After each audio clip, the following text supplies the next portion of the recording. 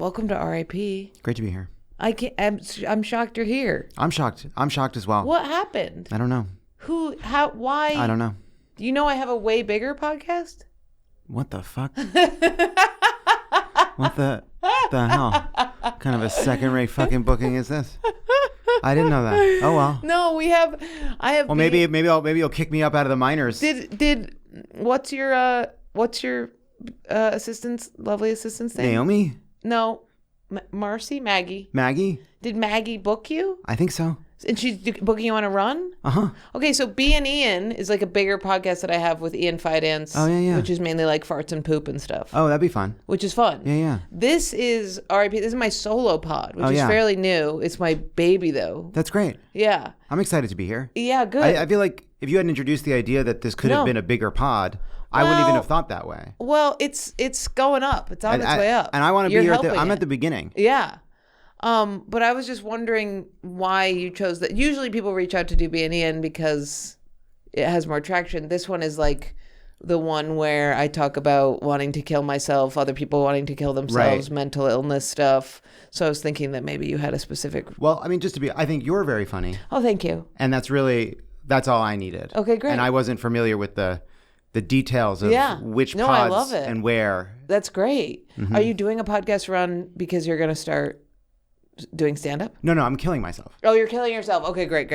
Well, then you're in the right place. Right. Yeah, this is my last run. Yeah. Okay, no, great. we're just look, we're going into another beautiful Trump era, and so we're just fanning out to remind everybody that we're here to help along the way. Yeah. To keep you up to speed without losing your mind. At Pod Save America and Crooked Media. Crooked Media. What? You started Crooked Media. And that hosts a bunch of podcasts. Yeah, we started with Pod Save America, and then we launched. I host a comedy show called Love It or Leave It, which is like a weekly roundup, a comedy show about the news. Tommy hosts a show called Pod Save the World that's foreign policy focused. We have Strict Scrutiny, which is a show about the law and the Supreme Court. We have a bunch of different shows.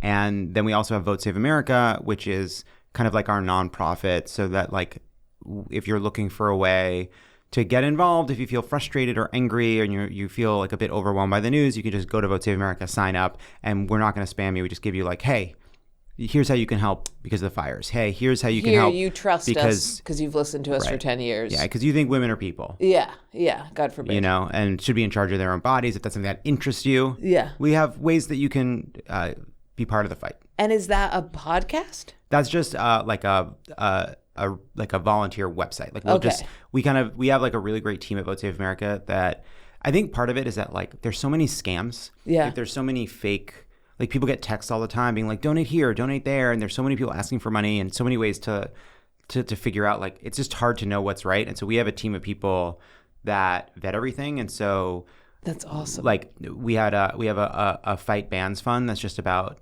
fighting to protect access to abortion or fighting against like bad trans laws, and you can just go and sign up, and then we will help you figure out the right ways to donate or help, and in a way that's like manageable. Yeah.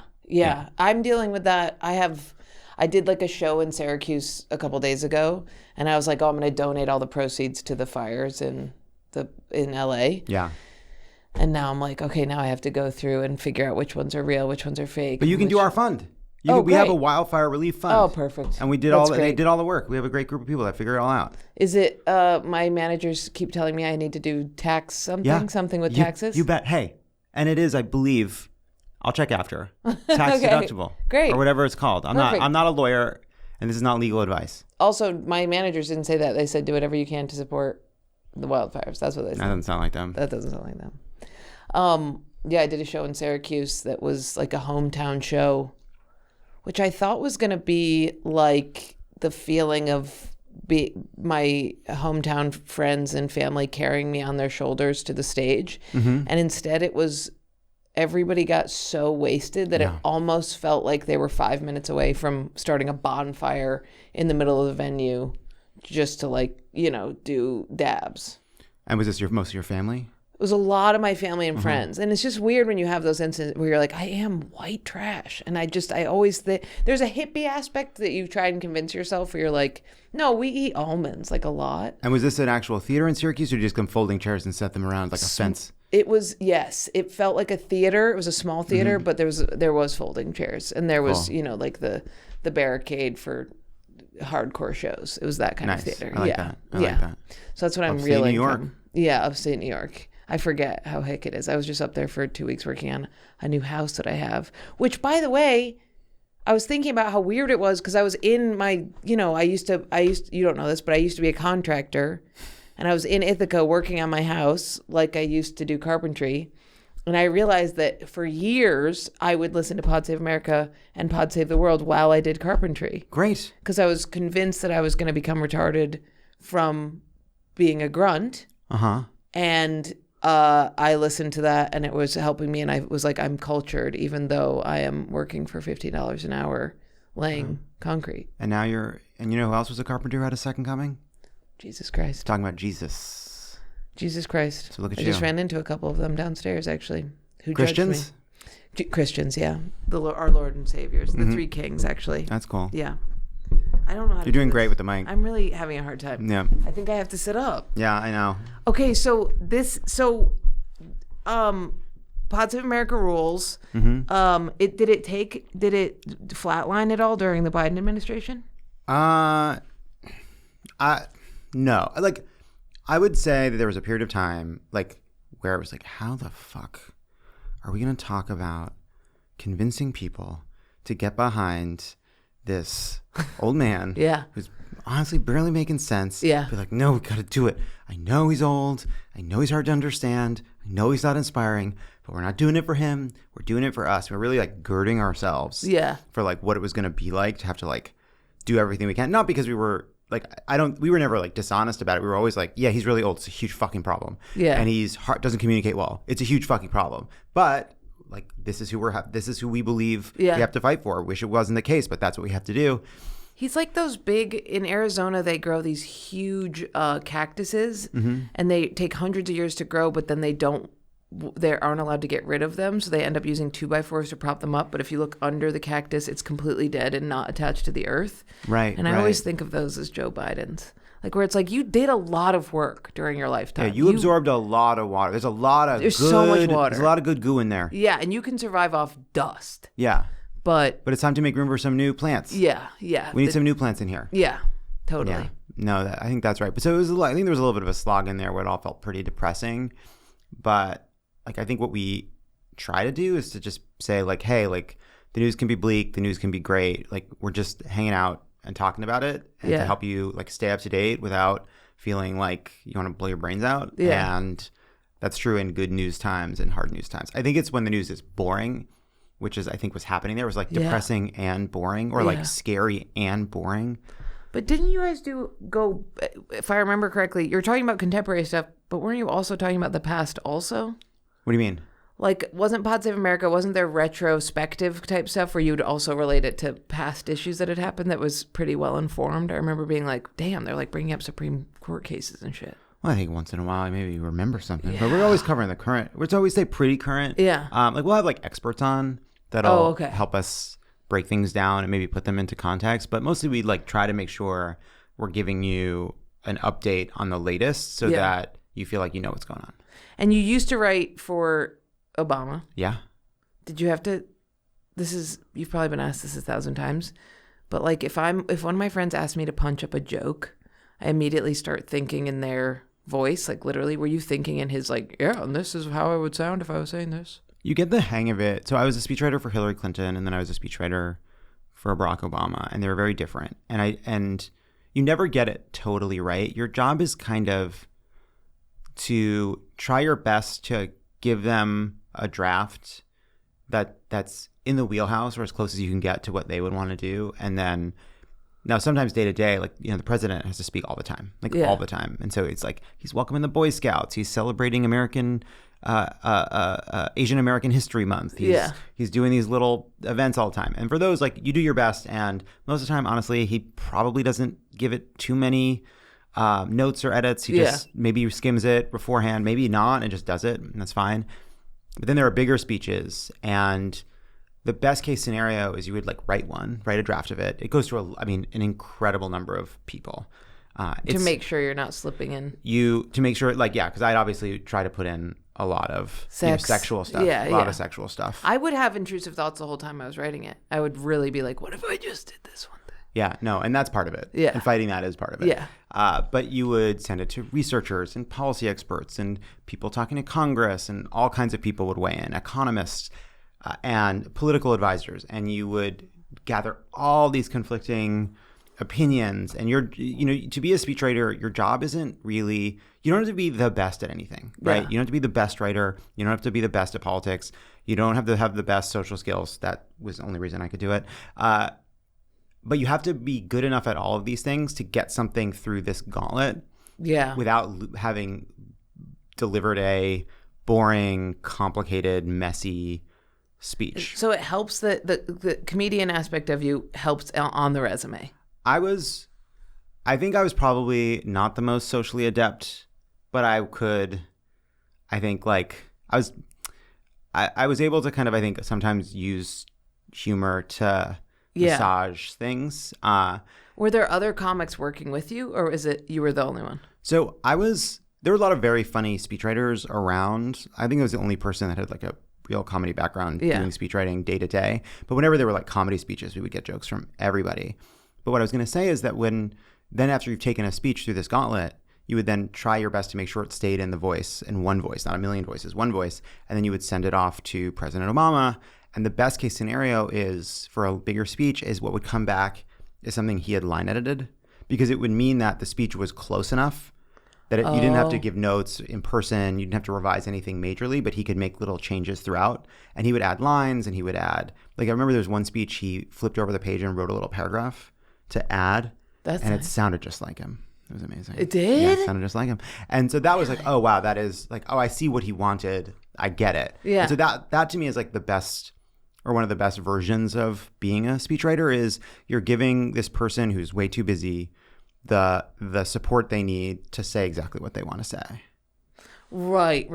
You're helping them, orchestrate their thoughts that are in a million different Middle Eastern countries at one point. Totally. Yeah, totally. And then Hillary Clinton, you wrote for her first, and then was it a relief to start writing for Obama because he has so much more humor? I think when I was it's funny, like I've been over time, like the story I tell of what it was like to work for Hillary Clinton has changed, because the older I get, the more sympathy and generosity I have towards like the 23-year-old me that was far over. 23 is crazy. It was crazy. I was fucking a pig farmer at the time. Me and going too. to like folk music festivals. And I was so busy. I was like, I gotta go. I gotta fuck the pig farmer. Rick, I gotta go. It's crazy. I got speeches to write. Wow. But no, I was really young, and I was really in over my head and figuring it out. And so in hindsight now, I look back on it, it's like,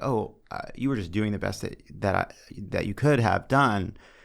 But at the time, I felt like, I'm really not, like I'm struggling. There were times where I was really struggling, and like I wasn't sleeping, and I was like fully overwhelmed, and I felt like I was constantly behind and getting things wrong and not knowing what to do. And of course I didn't. Yeah. Of course I didn't. 23 is insane. And so by the time I started working for Obama, like 4 years later, I'd had some time to like be a professional, learn a lot. So I think I was better equipped. Yeah. So I think I did have a better experience being a speechwriter for Barack Obama, but that I think had less to do with the job and more to do with the fact that I had grown up a little bit and learned a lot actually from working for Hillary, who I did learn a lot from. You were a communications major?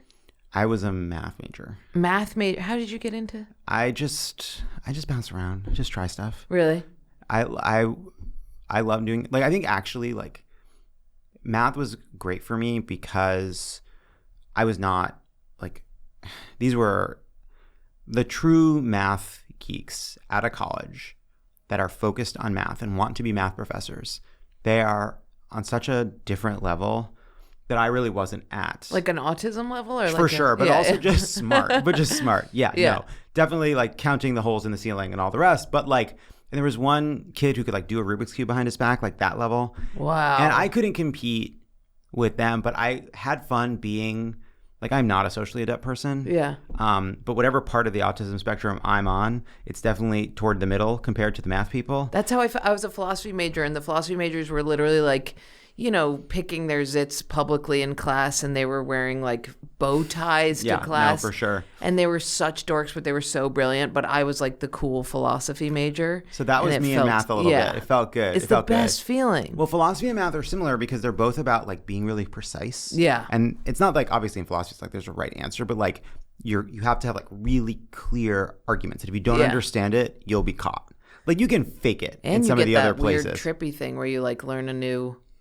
I feel like when I studied logic and philosophy in college, I would be like get so obsessive, and I'd be like, I figured this whole thing. It was like intoxicating. Yeah, and it makes you smarter. It really like you carry. Yeah. I feel like it. Like I did philosophy stuff too, and it definitely like unlocks something in my brain. Yes. Like the way of thinking. Totally. And that plus math was really helpful in speechwriting because it was like it forces you to be precise. Yeah. And being precise is a big part of being good at it. Like people think it's funny. Like if you like turn on like a movie or like West Wing or something, and you'll see a character give a speech, and it's always like so like flowery and like over the top, and people think like being a good speechwriter is like sounding like the Declaration of Independence, but it's really not. Yeah, like that's an impression, but in reality, it's about being really precise and direct and finding the clearest, simplest way to tell a story.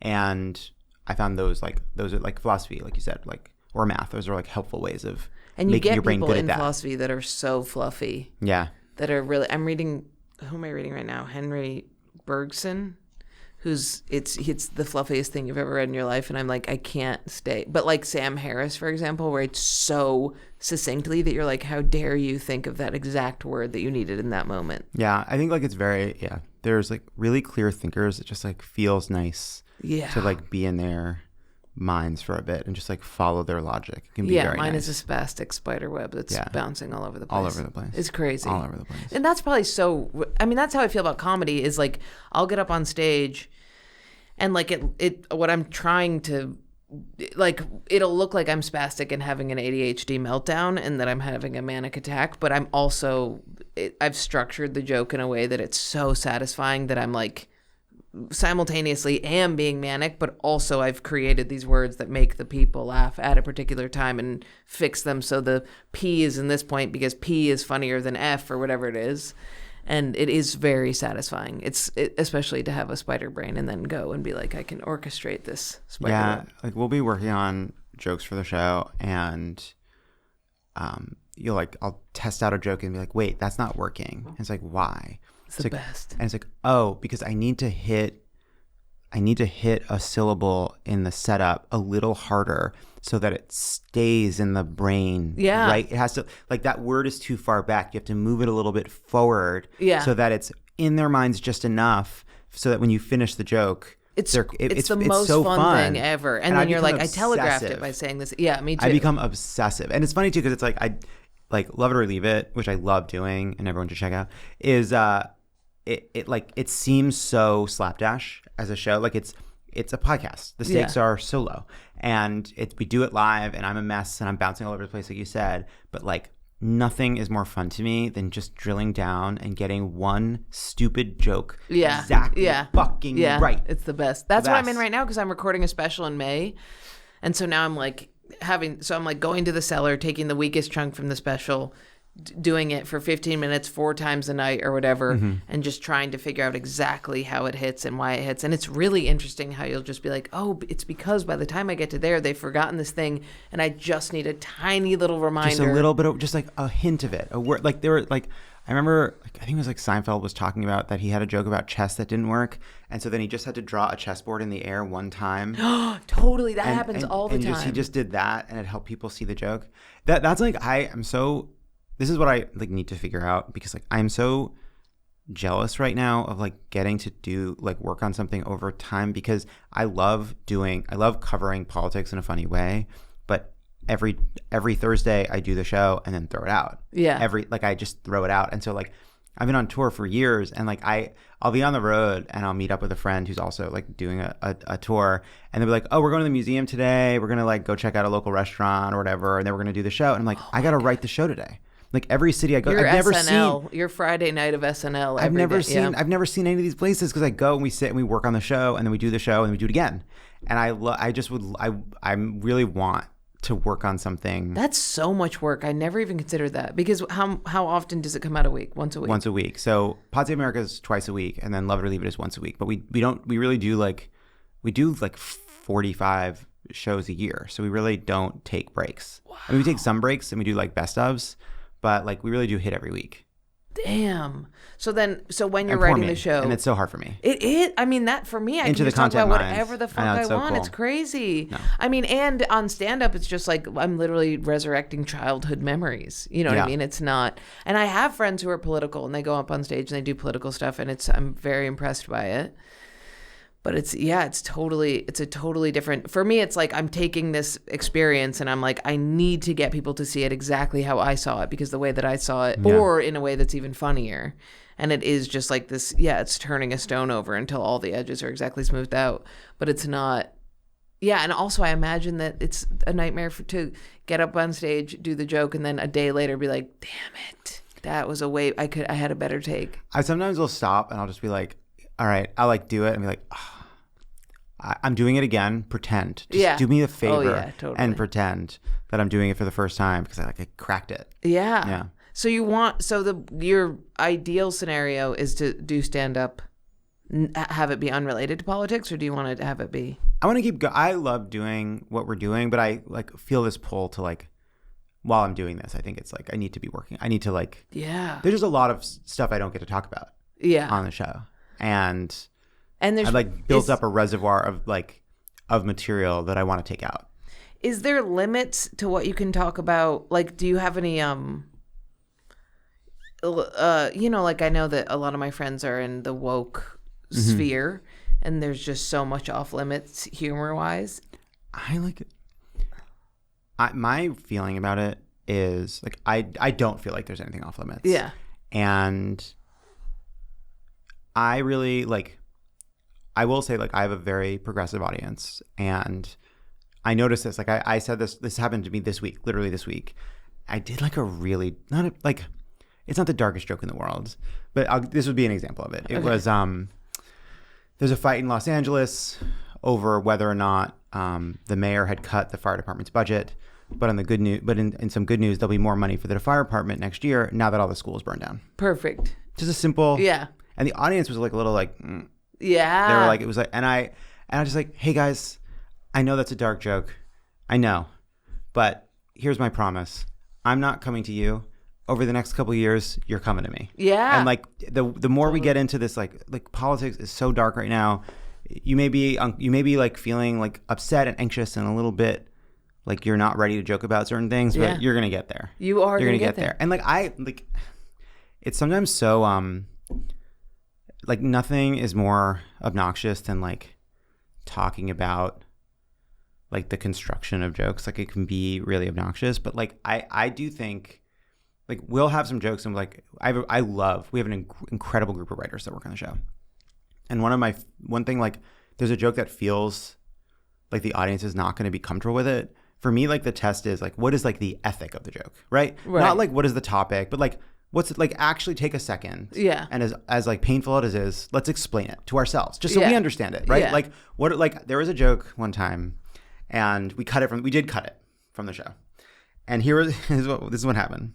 There was a woman coming to the show week after week, and she was knitting a pillow in the front row.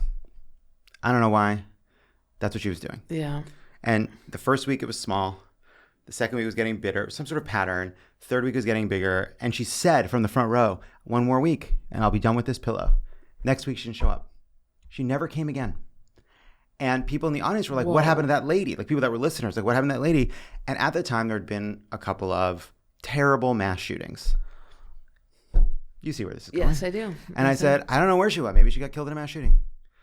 And the audience was so supportive. They were that is too much. We can't. Really? They hated it. It was a groan. It was ugh. Not even it was silence.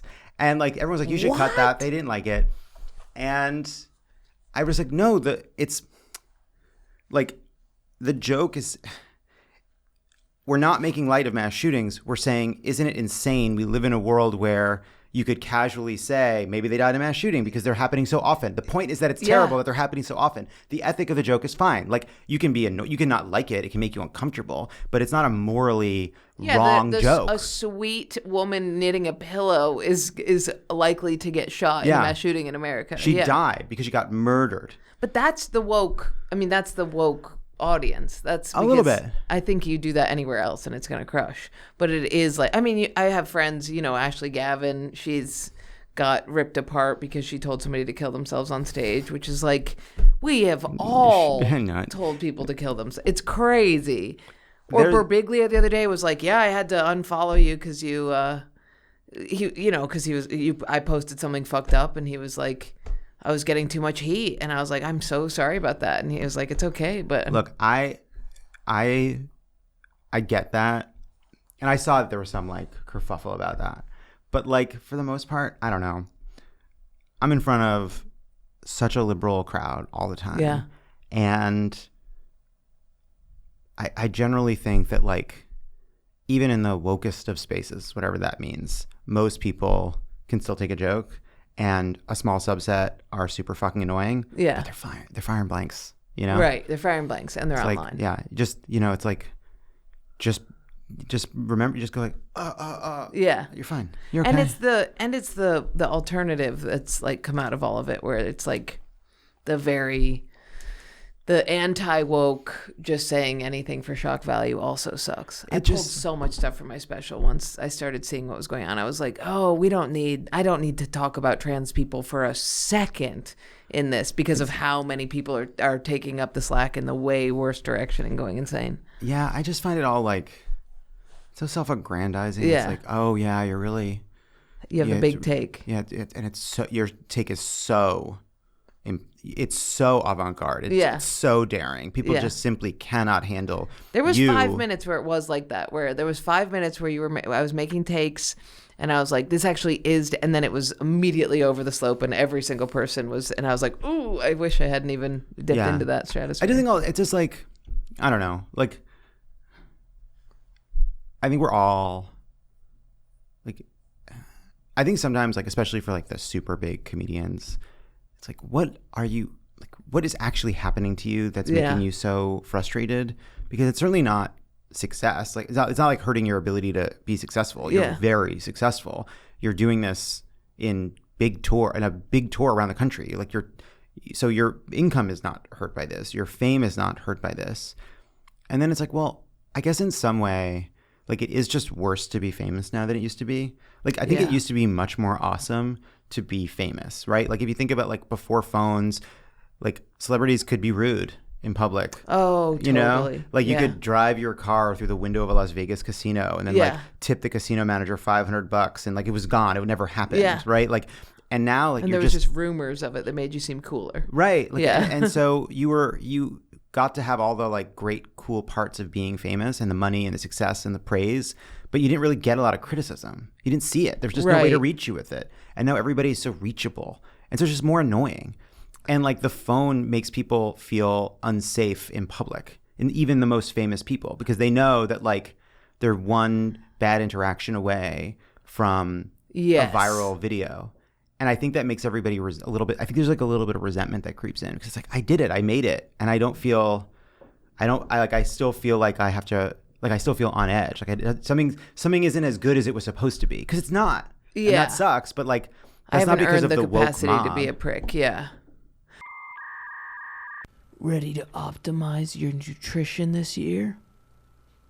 Factor has chef-made gourmet meals that make eating well easy. Those words are bad together. Eating well easy. That makes eating well easy. That makes eating better easy. They're dietitian approved and ready to heat in 2 minutes. So you can fuel right and feel great no matter what life throws at you. Factor arrives fresh and fully prepared, perfect for any active, busy lifestyle. I would say that's active or busy. Active, busy, whatever. Lose up to 8 pounds in 8 weeks with Factor keto meals. Based on a randomized controlled clinical trial of Factor Keto, results will vary depending on diet and exercise. With 40 options across 8 dietary preferences on the menu each week, it's easy to pick meals tailored to your goals. Choose from preferences like Calorie Smart, Protein Plus, or Keto. Factor can help you feel your best all day long with wholesome smoothies, breakfast, grab-and-go snacks, and more add-ons. Add-ons is add-ons. Add-on is an add-on. Add-ons. Reach your goal this year with ingredients you can trust and convenience that beat that. Reach your goal this year with ingredients you can trust and convenience that can't be beat.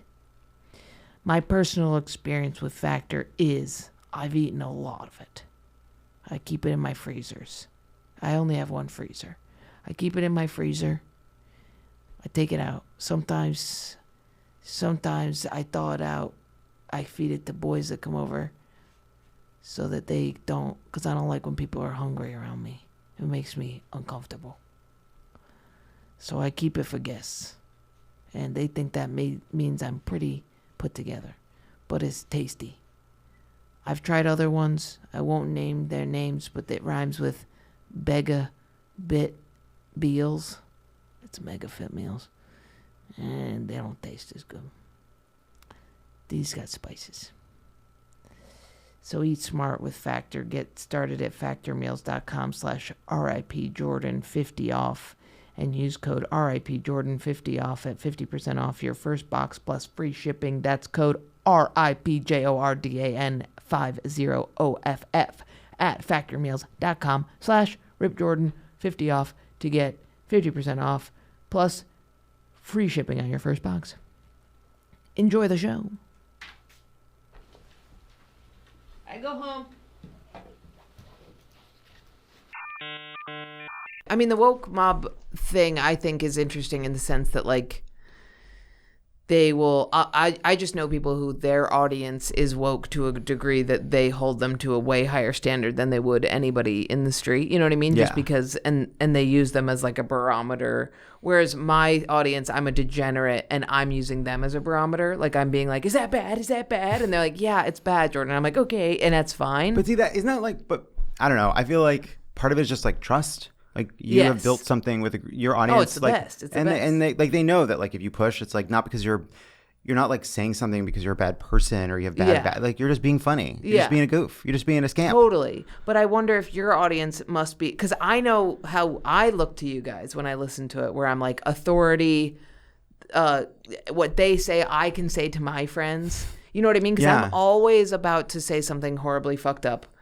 About, you know, like even with Kamala, like my friends were like, oh, I'm going to vote for her. And I was like, me too. She's not going to win. America hates women. Are you kidding me? And I didn't know what. And then I would listen to a podcast where y'all would say something. I'd be like, okay, cool. I'm safe to say this thing. But on mine, my comedy is like, Jordan said that. She can say that because she says unsafe things. But I'm not going to say that. Yeah. So it's such a weird. I can't imagine being in a place of authority and the pressure that would feel like. Yeah. I don't know what to do about the, like, people feeling like, I guess some of it is just like, yeah, people are annoying online. Like, like the left is really annoying online. The right is really annoying online. Everyone's annoying online. It's a terrible place. It's a terrible place. It's just a terrible place. People at their worst. It's got to be shut down. Yeah, I'm done with it. I just spent a week without it and I've never been happier. For sure. We all hate it. It's really crazy. It sucks. And then I opened it today, and it was just like all these bulbous butts, and like, and not even. I mean, I'm porn web. You're talking about porn. Oh, I was looking at porn. Ah, man, it was porn. It's just porn again. No, it was like, but that's what it is now. It's just porn, and it was just these bulbous like wax cutting into wax, and it's satisfying to see that on Instagram, and then a butt, and then a bulbous dog fit, and I'm like, why is this is all this like tactile shit mixed in with just like full hate, and they have us roped in sensorily, you know what I mean? They're like pulling you into your addiction and then also feeding you, and it's like it's like hack at this point to be like it's stupid and bad and dumb, but it is the way that they keep us engaged is so interesting, how it is just like biological. Well, it's like they need more, right? And like there's only so much time in a day, so they need more people. Yeah. They need more of our time. They need our kids to use it too. Yeah. They need to like find new ways to get us hooked. They need to be like, and between like Instagram and TikTok and Twitter and Facebook, it's like we don't, like nobody's happy with this. Yeah. And nobody wants, it's like it's like a FOMO thing. Like I think if we could press a button and it would go away, we would all press it. But because it exists, we don't want to be left out of it. So it's just this collective action problem, this whole problem of all of us collectively would like to live in a world where this stuff wasn't occupying so much of our time. But because it's there, we all feel drawn to it. I don't know what we do. Well, I also think it's eliminated any moments of awkwardness. Like totally. I was just on a car ride with my friend and he was like he was very depressed. And I wanted to like ask him if he was okay, but instead I just felt weird, so I kept looking at the phone. And then I was like, what am I doing? This is insane. This is like taking up this like moment where I could be like, hey, are you okay? But because I'm just like, I'm just going to opt out and hit my little dopamine receptor. Are you ever like dinner with a friend and they say, I gotta go to the bathroom, and you're like, awesome, phone time. Phone time. That's sick. That's rules. I'm so excited You to go ever to the get bathroom. up and go to the bathroom and then you look back and your phone's at the table and you're like, I fucked it up. I blew it. Yeah. That sucks. It's crazy. That sucks. It feels like you left without your life vest. Or when your phone dies and you realize you don't have a charger and then all of a sudden you're like, this is the best vacation I've ever had. Whenever I go on a trip, like for fun, I leave my phone in the room. Go to the pool or go for a walk or whatever it is. And like it's for the first hour, you're kind of jumpy. Yeah. You know, you're a little fucked up. Yeah. And, Yeah. and like you think somebody's gonna kill you. You're like, I'm in danger. It's like, noon. Someone probably needed me, and you feel weird. And Yeah. then like your brain kind of heals a little bit, and then you're sitting by the pool and you're kind of enjoying your piece. Maybe you're reading a physical book. I think that's how it's pronounced. Book. Yeah, book. Yeah, book. that's what we still O's, call it. which is That strange. 2 O's, like boob, Right. but with a K. Right. Book. Yeah. Book. Yeah. And then you feel like this freedom, this like amazing sense of calm. And two things happen. One, you look around, you see everyone on their phones, and even though that was you that morning, you're like, these fucking idiots. Yeah, that's very true. Look at these broken people. Not me. Henry David Thoreau over here reading my little book. And then the second thing that happens is you remember, wait a second, this is what being a person was until 2003. Yeah. We all were fine. It was better. Like, why so wild. A vacation now is about putting yourself in the normal day-to-day experience of having a brain in 2003. Yeah. It's just 20 years. And then everyone's like, there's nothing we can do. We're doomed to live like this forever. 20 years ago, we didn't live like this. It's so wild. That's insane. The other thing is when the phone is off, it just becomes this like bizarre dead object. Yeah. Like it's just this weird, like it might as well be this can and it's like sitting there and it's like that thing opens up this portal that like hits dopamine that can change my emotions, can change my entire day, can make me into an angry person or a happy person. And then you shut it down and it's just this like flaccid, shitty Chinese manufactured. No power. It's really interesting. There's no power when it's off. I mean, I've also gotten deep into ChatGPT. Okay. What does that mean? You have a relationship? Yeah, I have. Yeah, I talk to him all the time, and he helps me learn so much stuff. That I almost think is it's helped me with the phone because because it sits there, right, and then I ask questions, and I'm not pulled into it. It's just like a smart person talking to me. Okay. So I could see technology advancing to that level, but this idea that my eye holes are occupied by this weird screen thing that's feeding me cum and tits and it's porn again. It's with porn, but other stuff too. Then that's what's bizarre to me is that my control panel is sucked into one thing, but the idea of getting information at me from technology feels a little bit better. Yeah, I guess. Are you scared of it? I don't know. I don't want to be. I don't want to just be like, no, this is bad. It's too new. But like.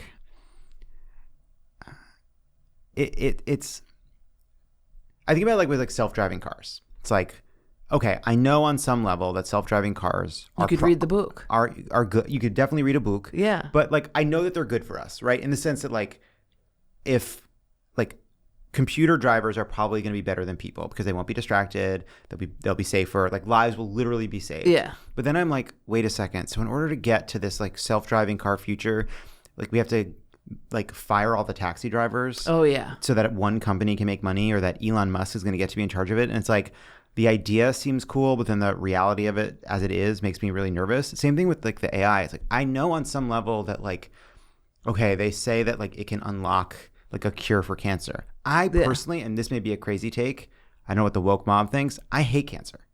Oh. That's like my view of it. And like, I don't know if that's... Well, we're going to have to edit that part out, I think. But that's okay. Like, okay, this technology can help get rid of cancer. That seems good. Yeah. But then it's like, but to get there, all the kids will cheat on their essays and never learn to read. That seems like a problem. I know the essay thing. That seems like a problem. I forget about children. You forget about them. I really do. Could you imagine how fucked up you would be if you didn't have to, if you could just like ask a computer to do your homework for you? You know what I found out is that these kids, a lot of the kids that are also the kids who had COVID, like middle school COVID age, where they just skipped a couple years, are like in school and they speak. I was talking to a teacher and she was like, dude, first of all, they're 16. They've never touched a boob or a penis or anything. And they speak in baby voice exclusively. So I always thought the phone would accelerate aging, like make them, super advanced. But I guess it's like stunting them severely where they're like little anime kids. Whenever I hear about that, like the teachers, like kind of like the teachers being like, they're feral, they're so fucked up. Yeah. You like feel like, oh, that seems like it's going to be a real emergency pretty soon. Like, because they're going to grow, they're going to keep getting older. Yeah. They're going to be so fucked up, those kids. Yeah. Yeah. Feral, I'm fine with. These are like, I think they're being like pretending, like they're like furries, but children. Like, I think they're like going like, Oh, that's no good. I mean, like, it's so funny. I feel myself turning into an old man. Yeah. And like that's part of becoming an old man. But I am old enough to say, like, my friend and I used to get on our bikes and bike to the pizza place. I know, but that's what our mom said. Don't you remember? Remember the microwave? Stay away from the microwave. And now I use it all day. It's going right now in my house. Oh, you just leave it going? Just to keep it going. Yeah. No, that's cool. Yeah. I leave my shower on so it's hot when I get back. Yeah, that's good. See me. Yeah, you're doing well. Yeah, I'm doing okay. I got permanent hot shower money. That's leave really that running. nice. That's leave that thing running. That's really nice. I have, you know what I have? I'm so used to my cold shower that I didn't even notice, but I turn it on, then I go do about 15 minutes worth of stuff and I get into it. And I didn't even realize that I was in a poverty level my whole life, that cold shower turning on is just a go-to. Huh. So now I'll do it in hotels. And people are like, why are you leaving the water running? I'm like, because it has to heat up because it's being pumped from a tap, in somebody's backyard. It's being pulled from somebody's above-ground pool. But you're in a Sheraton. But I'm in a Sheraton. And it's okay. And it's hot immediately. Yeah. Bizarre. So cool. So cool. What a cool time.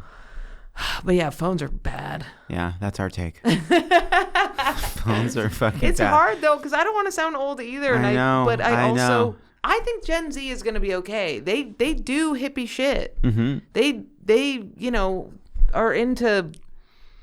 They're not very into sex, which I'm also okay with. But they are into like hanging out and doing ayahuasca and talking about their feelings. And I think that they're going to keep like script alive. I imagine that they're going to be record listening, script writing, nostalgic people. I hope so. I hope that like, I feel like there's going to become a moment where like, because when the phones first happened, they were like so cool. Yeah. And like Zach Morris on Saved by the Bell had a cell phone. It was like a cool big deal. And then slowly it became ubiquitous. And like at some point it's going to become cool to not have one. Yes. And then like that's what like I remember, I can't remember, somebody, it might have been Whitney Cummings said this to me, that like being on time is a power move. Yeah. Because it shows that you're in control of your life. Yes. And like, in like people that are like acting and performing as if they're busy all the time, they're like always 15 minutes late. It's like, oh, I'm so busy. But actually like the power move is you're in control. You're on time. Your fate is in your own hands. Yeah. And it's like being connected all the time, that's weakness. It is weakness. Like if you're actually if you're focusing, if you know what you want, and like you're in charge of your own destiny, you don't need your phone with you 24 hours a day. But people get really mad at that. People get upset. As soon as I have any control, people start thinking I'm betraying them. Oh. Like my whole personality is, I have one shoe missing and I just ran through the door and I have spackle all over me and I'm covered in dirt and there's like ice cream on my face. It's cum. And it's come every time. And that's like the whole thing. And once I start being like, I'm going to get my shit together, it's actually incredible how much people become hostile. That is so, I have the same experience. Really? Yes. It's really weird. That like that you have a role as the kind of chaotic one. Yeah. The mess. And not like just like you're late. You're like, I remember like when I got a dog, a bunch of people in my life were like, oh, you still have that dog. Like Dude, I have a dog. She's the love of my life. Mm-hmm. I got her, the amount of people that are my closest friends that were like, you're going to kill that dog. And I was like, yes. What are you saying to me? People said the exact same, you're going to kill that dog. It's the most fucked up thing you could ever say. It's crazy. I couldn't believe it. Also, I'm like, I'm feral. Who's a better dog raiser than a dog? But like, excuse me? It's so crazy. How little do you fucking think of me? Yeah. Like, I know I forget to text you back sometimes. How did you go from that to we'll let a dog die? Yeah. That's a big leap. And why don't you go into your own self-loathing hole? Because maybe I don't text you back because I don't like talking to you. Yeah. And I prefer a dog to you. Didn't think about it and forgot. And I have undiagnosed ADHD, which you all know.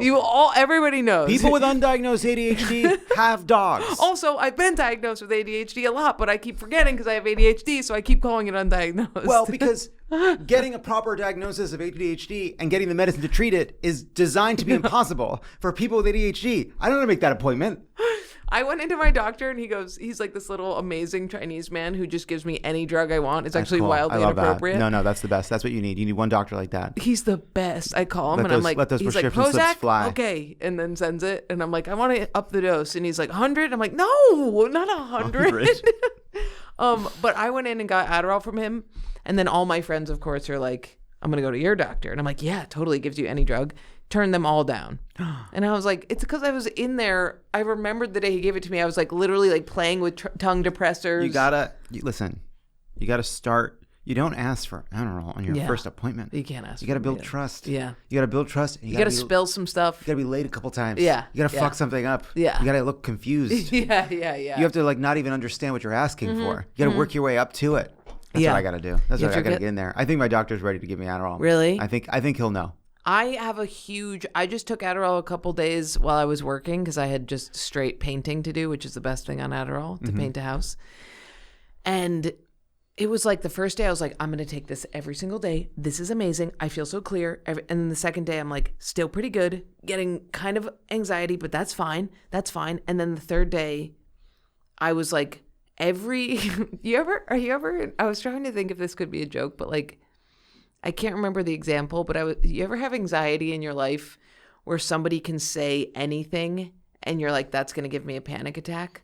Like you're at a level of anxiety that somebody will be like, meat hook. And you're like, please don't say things like that. I'll be at a place where it'll be just like, are you free Friday? It's like, how could you ask me that right now? Yeah. You know where my head is at. You know where I'm at emotionally. I said no planning. I said that to my mom recently. Yes. Yeah. Oh, like that. It's funny. I like my mother will be like, we need to talk about February and your father's birthday. And I'd be like, like mom, mother, my dear sweet mother, how could you ask me that? You know it's the afternoon.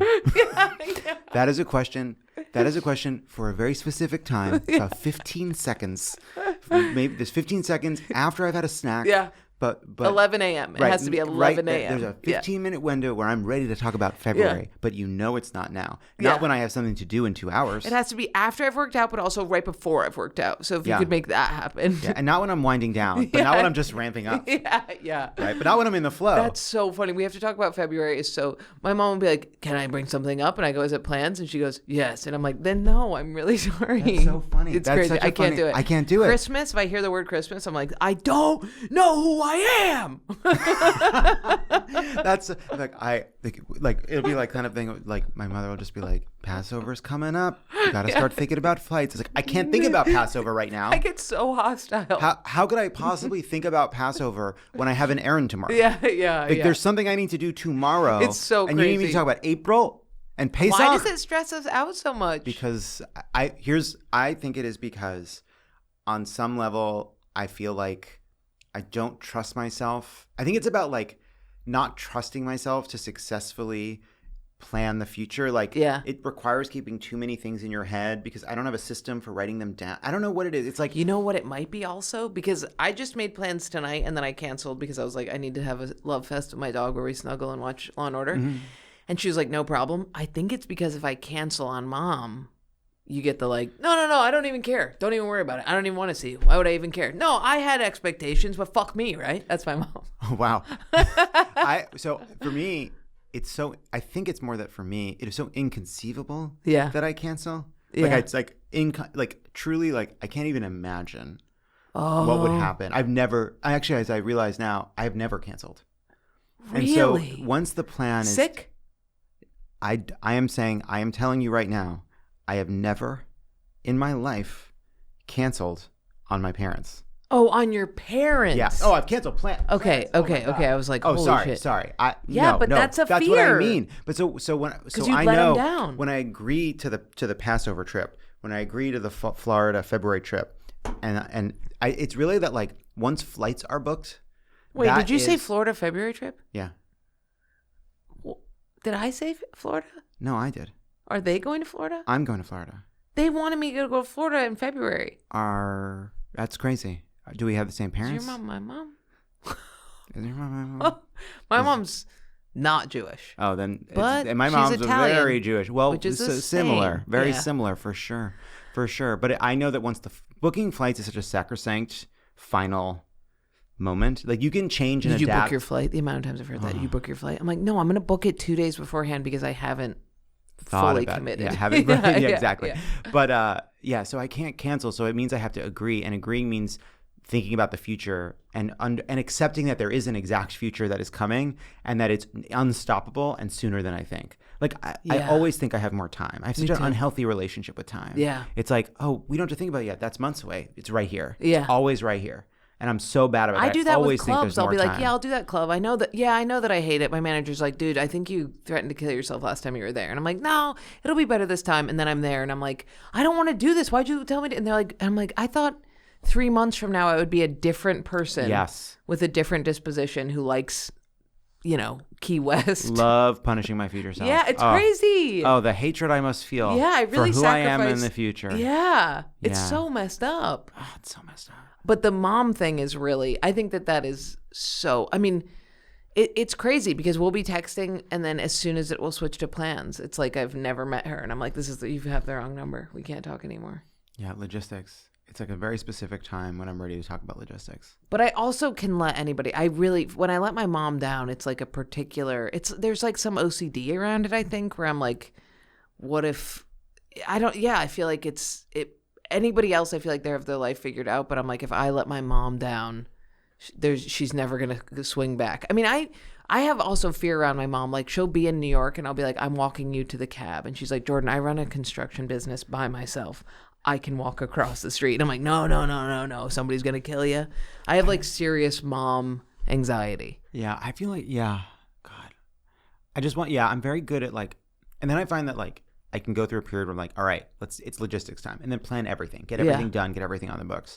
I'm good also with like I think I'm very good at managing a very small, like, I'm excellent with like my top 10, and I'm fucking garbage with my top 100. Mm-hmm. You know what I mean? Like, there are all these people in my life. Like, I saw like one of my closest friends from college yesterday for dinner, and we caught up, haven't seen him in about a year, and somewhere in the conversation, he was talking about a trip that he and a couple other friends from college went on that I wasn't a part of. And of course I wasn't. And then because I go look at my phone and like I've not been in contact with, I've like lost touch with so many of them. Yeah. And it's like, oh, we were a group, but I lost touch with all of you because you all were living lives and occasionally texting. And then 3 weeks later, I'm like, oh my God, I'm sorry. Yeah. I completely forgot about this. Well, then you also keep kicking it down because you're like, if I even begin to engage in this. One of my moms, I have a million lesbian moms. One of my moms was like, I'm going to start. I only respond to my stepbrother because when he talks to me, he's like, where are you? I'm like, this is the address that I'm at. He's like, I'm standing behind you right now. And I'll respond to that. But like, what I was like, Michelle, the reason why I don't respond is because you say things like, I'm so proud of you. I love you. And I see that text and I'm like, I can't even begin to reciprocate this right now. It's as simple. If a text has 2 questions, I'm out.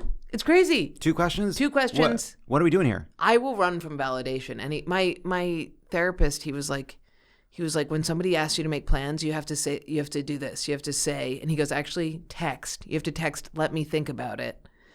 And I was like, why can't I say it? And he was like, because you won't, because you suck. Oh. And you said your therapist is a man? Yeah. That's interesting. I a love straight him. man? Straight, older, wonderful, That's love of my life, that's Jewish man. insane to me. Really? The idea of seeing a straight male therapist, like getting opinions about like how to be What's your therapist? a woman. Oh. A woman, of course. I know, but I'm a latent misogynist because I was raised by male women. Oh, I see. My whole family is just trying to be men. Oh, that's cool. Yeah, and my dad was a man. And we're all just like these like butch That's interesting. women. Mm-hmm. So like I had a trainer who was like, this is what you need to eat. And I was like, okay, cool. And I did it. And then I had another nutritionist who was a man. And I did everything he said. Huh. You know what I mean? And she was like, I've literally been saying the exact same thing. And I'm like, I know, but you're a woman. And I fundamentally need to a hear daddy. this from a man. Yeah. Wait, so your moms are lesbians? Yeah. Yes. My mom's 3 of them. 3. Yeah. So 2. There was a man at some point involved? Yeah. And Dad and mom were married. Uh-huh. And then mom left dad, got with Michelle. Michelle and mom split up. Michelle got with Donna. So it's basically like 2 moms and a stepmom. That's cool. Yeah, That's cool. It's the best. Nice. I was just with them last night. It's so fun because it's like there's no men involved. There's no men. There's no straight guy involved. And then there's just they cheated on each other left and right, but they still are like, we come together for the children. You know? I love that. That's beautiful. Yeah. There's What a beautiful no thing. hostile. Yeah, it rules. But it's very like my sister's like the most feminine one, and she just gets dogged all the time for having any fake nails or long nails or anything. It's just like she gets thrown under the bus. So my partner's trans, and they were a kind of like they were non-binary, but they like presented as kind of like a butch woman. Okay. And then transitioned to male. They're still non-binary, but like they present as male. Yeah. And I knew them before. And so it was just interesting watching them go from being basically like disrespected to respected. Well, and yes. Yeah. And just going from being treated like a woman to being treated like a guy. It's so like I had a non-binary phase for a minute where I was like, because I realized that when people brought me up on stage, they would go, this next comic, they're from Ithaca or whatever, their name is Jordan, and they wouldn't know what I was until I got on stage, so they couldn't do that thing where they all go, because I do that. If they go, this next woman coming to the stage, a part of me goes, competition, listen up, right? But another part of me goes, the likelihood that this person is going to be funny is way less because there's 3 female comics. 2 out of 3 are going to be bad. There's so many more male comics. It's so much more likely for a guy to be good. So it was the idea of like entering a space and having people be like, you don't know what this person is, was so sick. But then I had this whole idea that, I still have the idea that it was very important for me to like expand the idea of what a woman is by being like, I am a woman, unfortunately. Right. No, for sure. I don't like, do you think there was just more male comics? There's way more. And that's so all it is. There's just more bad male comics too. No. It's just statistically, if there's 100 male comics and 3 female comics, the likelihood that the female comic's going to be good is so unlikely, just statistically. I see what you're saying. Yeah, it's not. If the female comic is good, it's going to be fucking awesome. You know what I mean? But it is like, it's like being at an open mic. You're like, if a guy goes up, if I ignored every time a guy went up, I wouldn't see anybody funny. If I ignore every time a woman goes up because there's only 3 of them, it's likely I'm not going to miss anything. Right. I guess it's sort of like, yes, in a group of 100 comics, few of them are going to be good. But right. I guess part of me also thinks though that like, because it's so shitty, right? As a woman, like wouldn't it just like clear out some of the guys? Like men have an unearned confidence that we don't allow women to have. Yeah. So like, doesn't that weed out some of the terrible Like, doesn't that weed out the women who would just be terrible, terrible comics the way the terrible men are terrible comics? Interesting. No. Interesting. Because there's sex appeal still. And sex appeal... Oh, like at the Comedy Cellar? That's a perfect example. If a woman goes up at the Comedy Cellar, I am listening. Yeah. Because they have been vetted, which means they're a funny woman. But if it's like, you know, a showcase at a local... Say you're at a club and they book a host and it's female. She's the one female comic in the city. She's going to be working that club. They have a female headliner. They booked a female host because I'm a female. And a lot of times it's super bad. A lot of times the men are super bad. Yeah. I think most are bad. Most are bad. Most are very, very bad.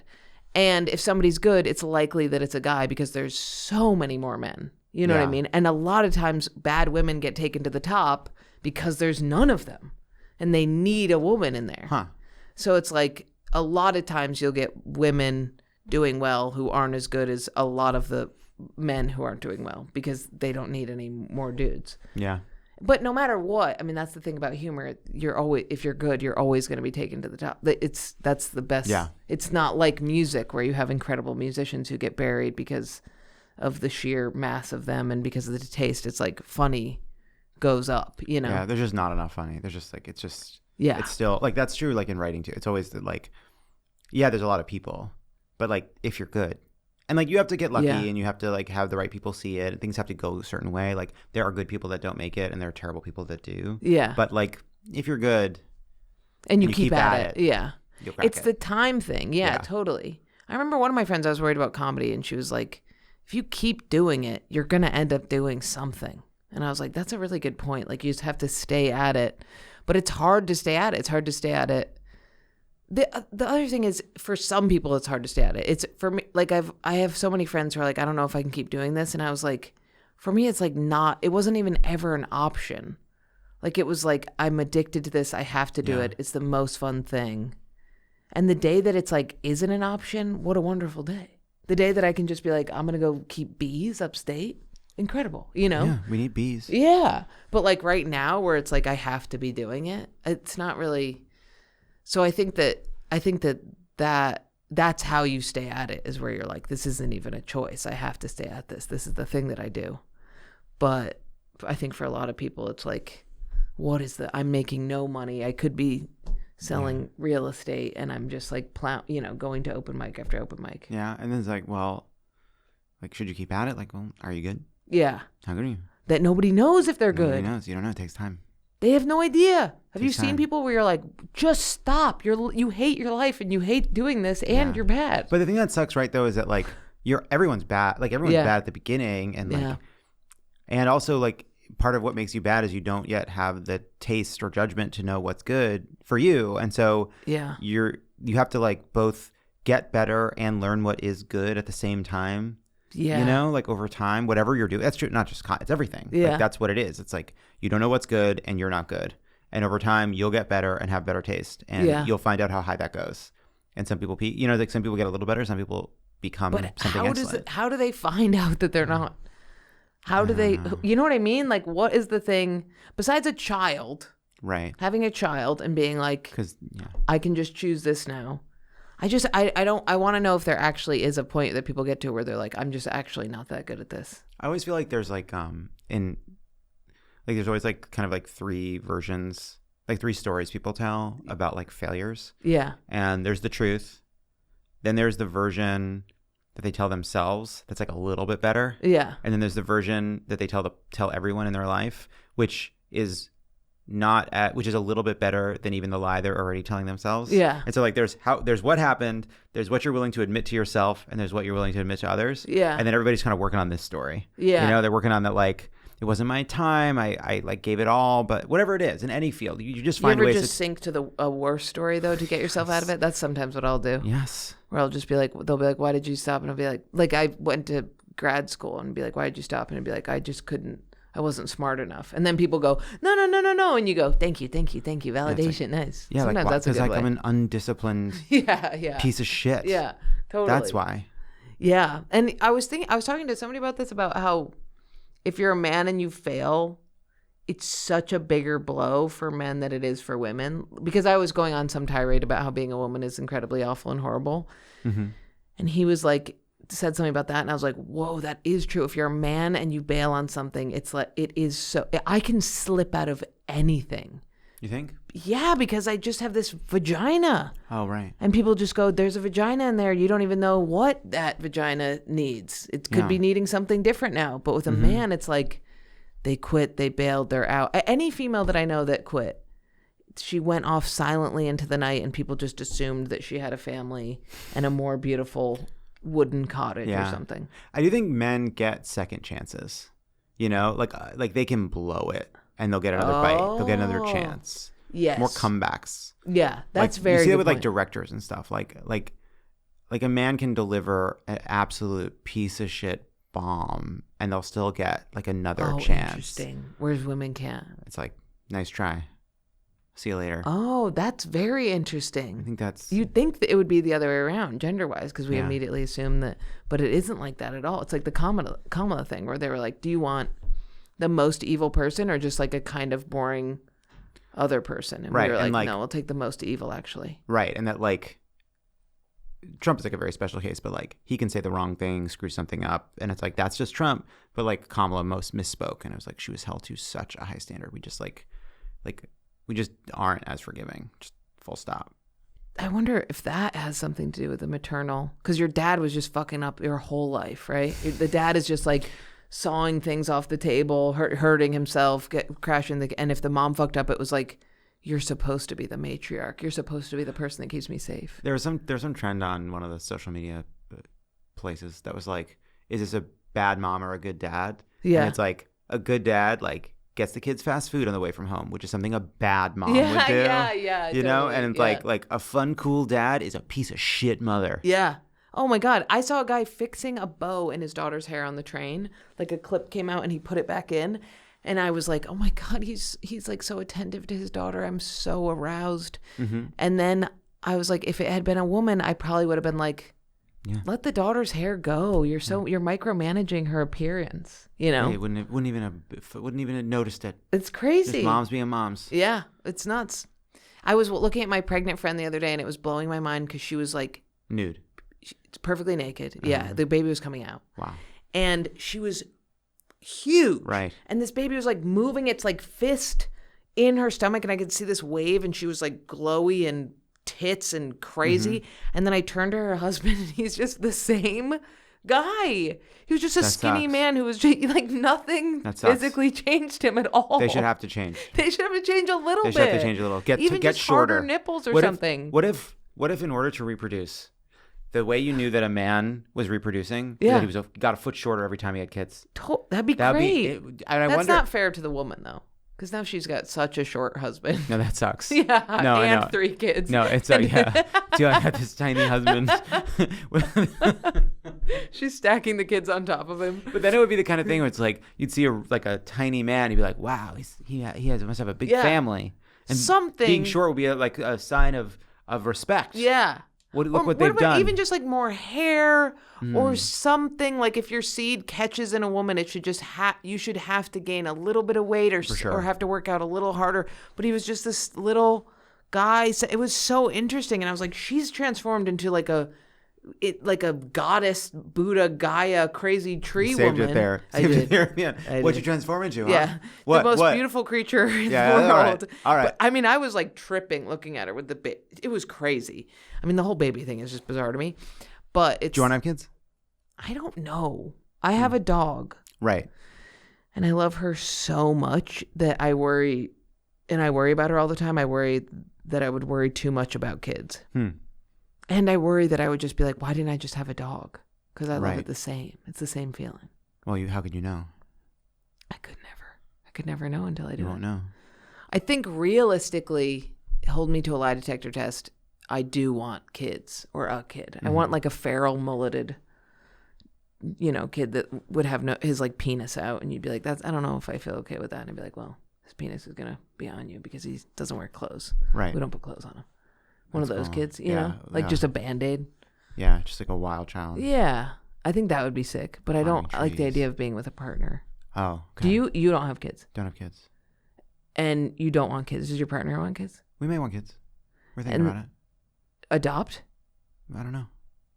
I would adopt hardcore because I can sit next to a kid and be like, I could take this kid right now. Yeah. You know? Right. I was in Mexico and this kid just like leaned over and fell asleep on me, and I was like, no problem. I could mother this kid until it dies. Happily. And it is weird to how everybody has to have kids made of their own genetic makeup when there's so many, you know. So you're saying adopt, don't shop? I think adopt, don't shop. But I also think the idea of being pregnant is so crazy. It does seem crazy. It seems so like your body wants to do it, and your whole life your body's like, why aren't you having a baby? Here's more blood till you produce. Right. You know? Yeah, that's not my experience, but yeah. It sounds Do you awful. want them? You don't know. I think so. Yeah. Here's what I feel. I feel like I'm talking about making plans and like logistics. Yeah. What I feel like is I see two paths before me. One is being a kind of bon vivant gay guy. Yeah. Just having 2 vacations a year and Incredible. loving it, but then feeling like my life is devoid of any real meaning and purpose as I slowly get older and filled with regret. Yeah. And the other is having kids and feeling like happy and content that I have this beautiful family, but overwhelmed and tired and imagining the bon vivant life I could have had. Of course. I'm scared of both and I want neither. I'd like to just stay here. I'm good here. Yeah. You know, now. In the crossroads. Yeah, and in Yeah. the present. Yeah. I'm very happy in the current present, and I don't really like that we have no choice, that no choice is a choice, and that the inexorable passage of time can't be slowed or stopped. It And it sucks. sucks. It sucks It just so bad. sucks. It's really does suck. frustrating. It's really frustrating. It's almost like it's the one thing that binds us all together as species living on the planet. I was on like a fancy trip once as a +1, and there was a billionaire there. And the billionaire opened up his suitcase, and he looked in his suitcase, and he went like this. And I realized he was counting underwear. And I was or socks or something. And I was like, wow, no matter what you do, no matter how far you've come, no matter what your life is, we all have to open up our suitcase and make just sure we have enough enough, and just count the number of underwears and socks we have left. This is like when you go to all you bed gotta and you do. count the number of hours of sleep you're going to get. We all Yeah. use our hand to do it. None of us do the math in our It's head. like there's no one to do that for you. Yeah. There's no way around it. It's very interesting. I know I've met. I toured with like Louis for a while, and I was like, he had this bag of like supplements, and I was like, what are you taking? What like rich people pills do you have? And he was like, it's magnesium and zinc, and I was like, Damn it. that's what I have also. But yeah, there is like a certain level of. I always think about that. I always think about how like Donald Trump has to poop a couple times a day. He's got to do it. Yeah, with the amount of caffeine in his diet. Yeah. I think he could be a couple times a day guy. I could also see him being an irregular but terrifying occasional guy, you know? Like who knows when the moment strikes? I think he's a lot a day feathery poops. Okay. I think Elon might be once a week guy. Wow. Compacting it in, not remembering to drink water, having like anxiety mouth. You know what I mean? You got to drink water. Did you see of course you saw have you guys written anything about the salute yet? I can't with the salute. It's just like, do you know, here's what's freaking me out. What's freaking you out? How many people are saying follow-up things about it? What do you mean? Like I'll bring up the salute and people will be like, well, it is a Roman. Oh my God. Things like that, or like, well, technically it is a da-da. And I'm like, how is this any question? The thing that I don't get, it's like, okay, so I guess the debate is what? Like, is Elon a Nazi or is he autistic? Like, that's our options. Yeah. It's like, okay. Both not great. But it's like, whatever. Let's say he did a Nazi salute. Yeah. I don't like that. Yeah. I hate the Nazis. Yeah. Hate them. Really bad guys. Terrible. Yeah. And so, like, okay, let's say he did it. What does that mean? It means he has right-wing views. It means he doesn't understand why the Nazis are so despicable. It means he feels like no one can stop him and he doesn't have to listen to anybody.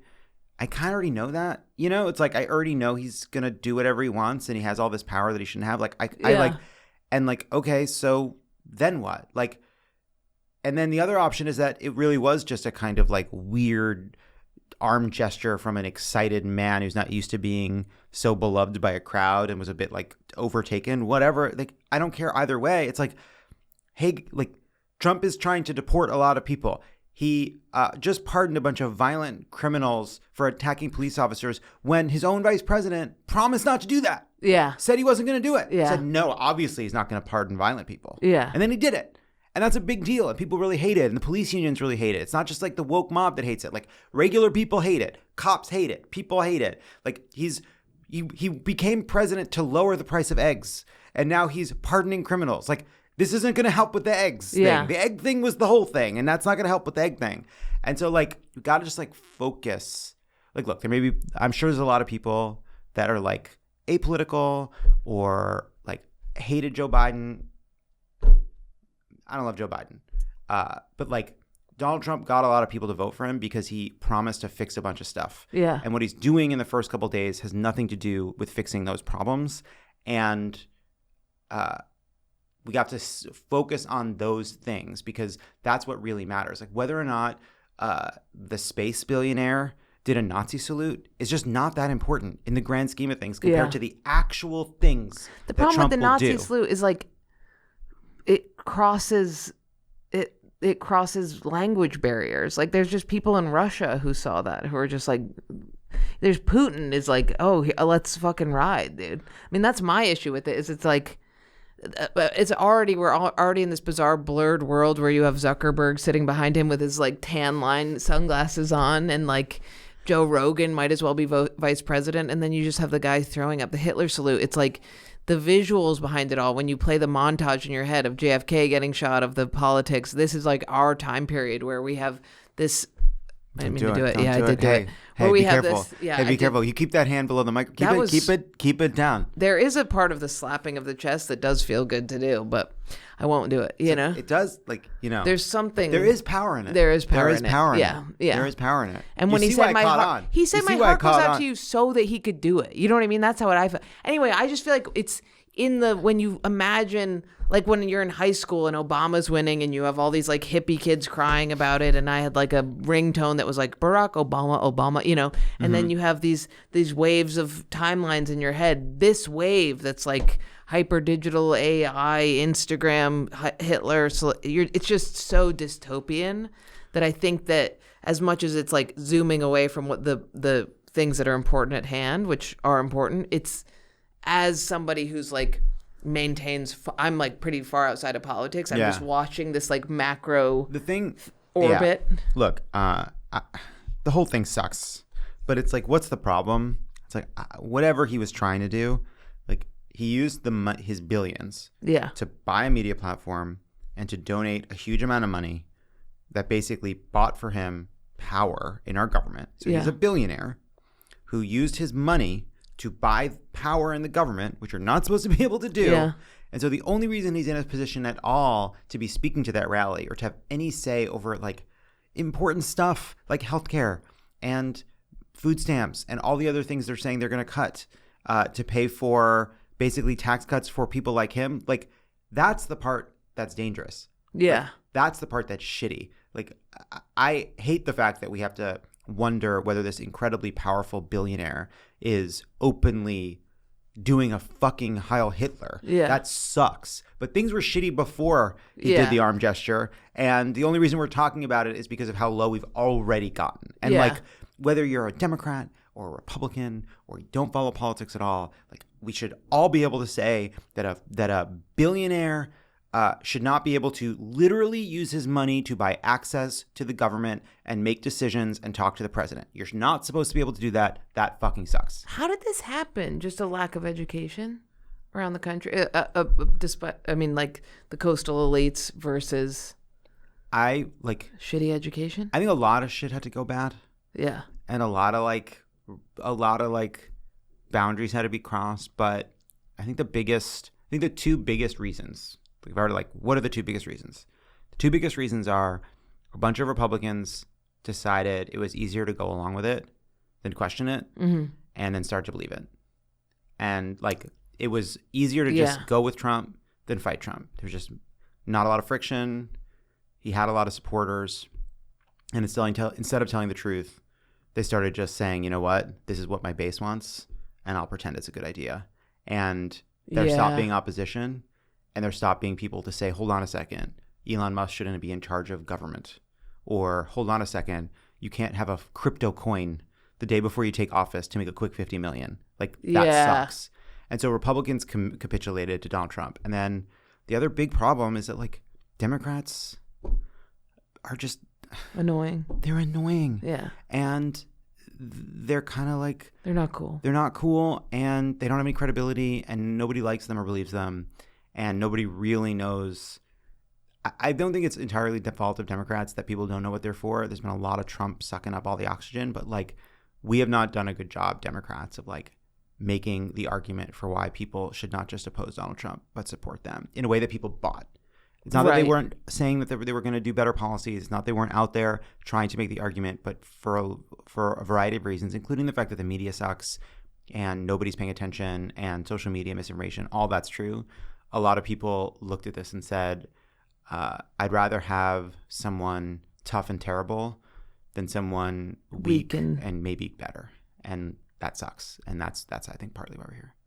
And it just, the big thing that sucks about it is that the like dynamics of how it's all played out, where it's like, say you do have some gender bendy aspect to you, now you're in the weak zone, and say you are I'm wearing a Carhartt, but you're a Carhartt wearing, boot person, you're immediately strong, and it's just taken away the like subculture of like the very punk people who bent, you know what I mean? Well, like that's something that like also it's like because I think liberals were in charge of a lot, and also like because like the big corporations have like liberal employees and they all like make their logos rainbow flags during Pride. Yeah. The conservatives got to be kind of the rebellious ones. Yeah. Like the feisty ones, the taken on the established ones, which is insane because it's like, oh yeah, you're so rebellious. What are you for? Like traditional Christian what your values. Dad loves. You're for like a world in which like how it was in your mind in the 50s is what we're heading towards. Like that's not rebellion. Your dad is not supposed to be proud of you. It's the least punk thing you could possibly be. And like I remember there was this moment where all the conservatives were mad that Los Angeles had a lesbian fire chief. And it's like, have you met a fucking lesbian in your life? There's nothing more comforting. There's nothing that all makes their me nicknames feel are chief. Nothing has ever in my life made me feel safer than the phrase lesbian fire chief. Yeah. Like, it's a crime that there are fire chiefs that aren't lesbians. Yeah. That is a job for, Yeah. You're surrounded by lesbians. I would never trust anybody to carry me out of a burning building besides my mother. If my dad did it, he would drop me right on my head. You want someone in charge of these fire trucks that's not a lesbian? Are you insane? It's crazy. That's crazy. It's the best. You want to, I mean, I've always wondered why there aren't more female firefighters, but yeah, especially lesbian. I mean, that's crazy. But people were upset about that? There was a whole thing that was like a DEI thing. Like, oh, she's only in charge of the fire department because she's a lesbian. It's like, she's a pretty accomplished lesbian. That's bizarre. It's the whole thing. She only went into being a firefighter because she's a lesbian. That's how that goes. Yeah, it's like you become you are into masculine stuff typically when you're gay. She went into firefighting. You know how tough you have to be like, first of all, just to be a woman who's a firefighter. Yeah. And then you're on top of that, add lesbian. Yeah. That's tough as hell. You have to figure out the clitoris. That's the hardest thing a woman can do. You know what's interesting? No one in history has ever seen a lesbian laugh. It's never been recorded. That's how tough they are. That's how tough they are. Scientifically, they've never seen it. It's because when they do laugh, the screen breaks from the power. Speaking of lesbians, this is how we have to close out the show. Mm-hmm. We have to call my mother. Okay. She's going to be very happy. She might be working on my house, so hopefully she'll be able to pick up. I'm going to tell her that she can ask one question. Okay. What's your mom's name? Kaz. Kaz? It's a lesbian name for heroin. Jesus Christ. Did it come in the acceptance package for the lesbian handbook? As soon as she went down on the vagina, and then out came a slip that said Kaz out of the vagina. If she doesn't pick up, she's going to be so mad.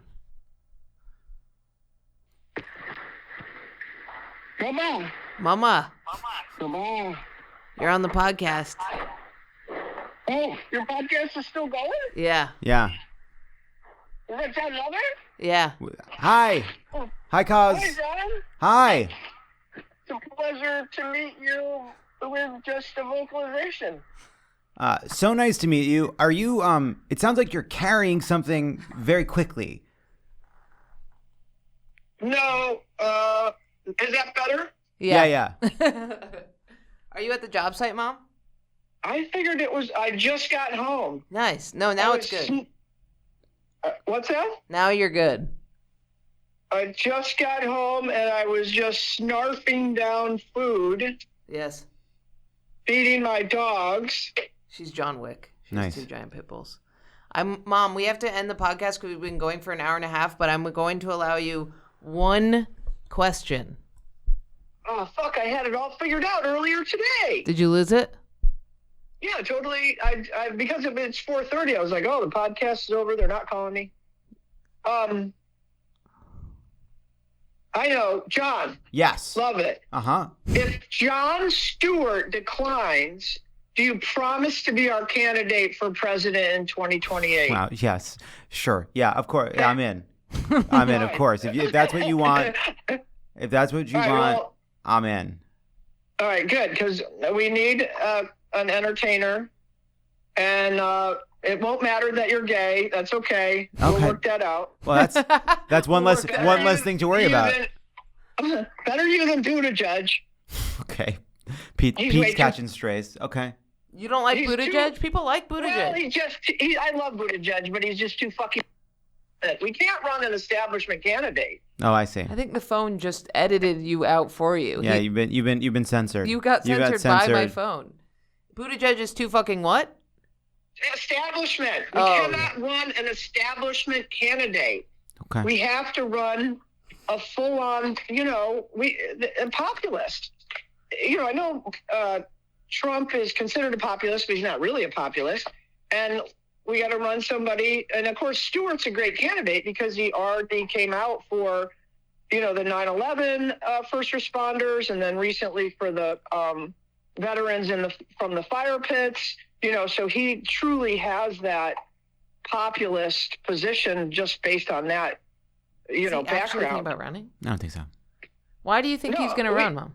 We need to do a groundswell. Oh, I see. He's being drafted. Oh, I see. Yeah, we have to cajole, plead, beg, whatever, get him to somehow run. A bunch of liberals. I don't know. A bunch of liberals have looked at the world and said, we need a populist, and I know the perfect Jew from the Upper West Side. And I'm into it. Yeah. Yeah. Okay. Any other questions? Last go. Oh no, I only have millions of questions. Why did he ask to be on your podcast? Well, he got booked through his manager, and he didn't know that I had a bigger podcast. But he's really happy he came. We had a great time. Oh, good. All right. Well, I won't keep it. Thank you very much, and we'll see you in 2028. And I want to say this, Jon Lovett. Thank you for everything that you guys are doing. That's nice of you to say, Cos. I appreciate that. Yeah, really do appreciate the whole Pod Save guys and what you're doing independently with Love It or Leave It. We just have to have more satire and more commentary on our side. God. And thanks for taking Brian Tyler Cohen. You're in it. Yeah. You're in it. We love Brian. I love Brian. Yeah, I'm glad that he's with you guys. That's super cool. Yeah. So, yeah, thanks, Jordan, and thanks, John, and you guys have a nice time in New York. And it was nice seeing you on Morning Joe. Oh wow, you're consuming, and I love it. It's really nice to meet you. I'm a fucking junkie. It's tragic, but it's true. It's good. All right, love you, Mama. All right, love you, sweetheart. What do lesbians eat? Is it pellets Almonds. like the dogs? Oh, Yeah. it is. So it is. She's eating. I'll tell you exactly what she's eating right now. She's eating oatmeal. Wow. And in the evening. Oatmeal in the evening. She makes a big vat of it in the morning, keeps it in the fridge. A lot of chia seeds in the oatmeal. Oh my God. Flax seeds. She's in Fart City right now. Mm-hmm. I taught her to mix some protein powder into the oatmeal so she gets a little bit of something in there. But yeah, Wow. that's pretty. It's gruel. We love gruel. Lesbian gruel. Yeah. Dyke gruel. Dyke gruel. It used to be cool. quiches. We've moved on from quiche. It used to always be there's a quiche in the fridge, Jordan. But she didn't make the quiche. Such sensible meals. Yeah, it's very much like that. It might as well be a puck. Nice. A grain puck. Yeah. Yeah. That was going to be my name, actually. It was Grain Puck. Grain puck. Yeah. You can call me Puck. Puck's a good name. Puck's a great name. Grain puck sucks. Grain as a Puck name. does suck. Yeah. As a name. Yeah. I think we're good. Yeah. Do you have anything else you want to add? You want to plug? I think we've hit it. I could talk to you for hours, honestly. We're I was having a really good time. nervous. This was good. So easy. We should, everybody just do me a favor. Go subscribe to Pod Save America on YouTube or on podcast. Check out Love It or Leave It as a podcast or on YouTube. And if you're feeling wild, sign up for Vote Save America. Pod Save America, different crew? Vote Save America. What do you? Pod Save America, same. Who does Pod Save America is me, Jon Favreau, Tommy Vitor, and Dan Pfeiffer. We all worked in politics together. And then Love It or Leave It, that's just my thing. Pod Save America is you, Favreau, Tommy, and Dan. Okay, so you and Favreau are on 2 together. Yes. No. I do Love It or Leave It by myself. Yeah, you do Love It. And we do Pod Save America together. And Pod Save the World. No, Pod Save the World is Tommy. Tommy does Pod Save the World, which is foreign policy focused with Ben. There's a lot of former Obama guys wandering around. So Tommy and Ben do Pod Save the World. Me, John, Tommy, and Dan do Pod Save America. I do Love It or Leave It. And did you all work together in politics? We all work together. Yeah. Really? Uh-huh. And you just had a good vibe together? Great vibe. Wow. Yeah. Was there any, like, if you do this, you can't say stuff that we talk about in here? I think on some of the foreign policy stuff, there's a little bit of that. But for the most part, with each passing year, we get a little more comfortable just saying whatever the fuck we want about politics. And everyone should check it out. That's what I'm asking. Check it out. Check it out.